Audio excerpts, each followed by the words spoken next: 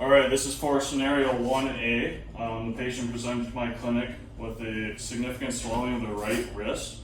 So once they come in, I'm going to first check the surroundings. I know this is my clinic, but I just want to make sure that the patient won't just get injured if they walk and trip on something that's laying around. So I'm going to check the scenario, and then I'm going to gather my impressions. And like I said, they slipped on the ice on an outstretched hand.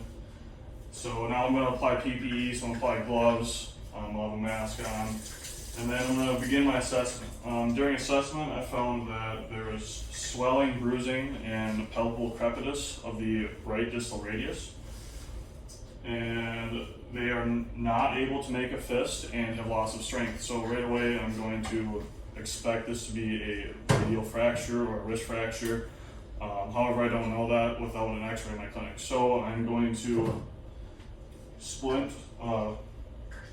the arm, put them in a sling, check CMS, and then send them off for x-ray. So I got this folded so it'll be comfortable in their hand, right wrist. You can hold on to that if you can.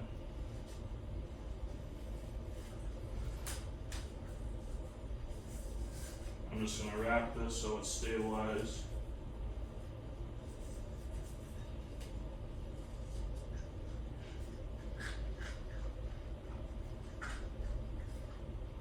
And I'm going to go ahead and put them in a sling.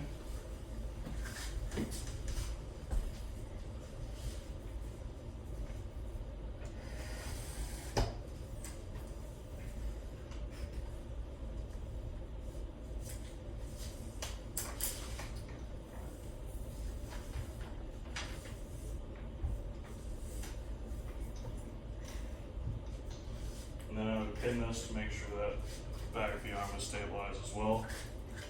And then, like I said, I'm going to check circulation, capillary refill. They do have loss of strength, so they can't make a fist. Let me close your eyes. Does this feel any different? Same. Sensory is all good. So then I'm going to go ahead and refer them out to the ER because they have loss of strength, and get x-rays, and then follow the physician's recommendations afterwards. All right, this is scenario 2B. A patient presents to my clinic. They appear to be more irritable than usual, and they also have a headache. So while they're in the waiting room, they collapse and they start twitching, so they're having a seizure. I do know this patient has a history of seizures, so right now I'm not going to call 911. The first thing I'm going to do is I'm going to move stuff out of their way, make sure that they have room and that they're comfortable. I'm going to take a pillow and put a pillow underneath the patient's head to try and protect the head while they are having a seizure.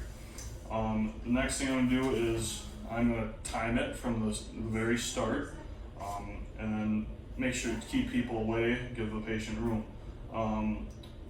When I do need to call 911 would be if the patient is having troubles breathing, if the seizure lasts more than 5 minutes, if the patient is pregnant, a few other scenarios there.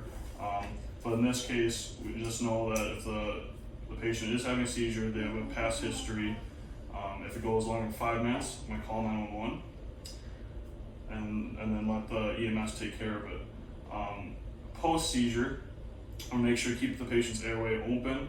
I'm going to monitor their breathing, and then we are going to allow the patient to rest, sleep it off. If they need water, allow some water, and then just stay with the patient until they are fully recovered. Then it would be a good idea to probably call the patient's emergency number, have someone drive them home, and monitor them post-seizure.